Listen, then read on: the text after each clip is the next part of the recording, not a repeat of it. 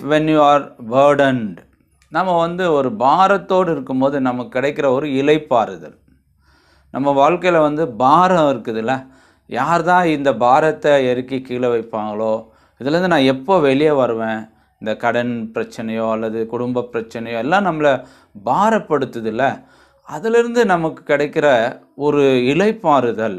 அதனால தான் வசனம் சங்கீதம் 103 11 12, பூமிக்கு வானம் எவ்வளோ உயரமாக இருக்கிறதோ அவருக்கு பயப்படுகிறவர்கள் மேல் அவருடைய கிருபை அவ்வளோ பெரியதாக இருக்கிறது.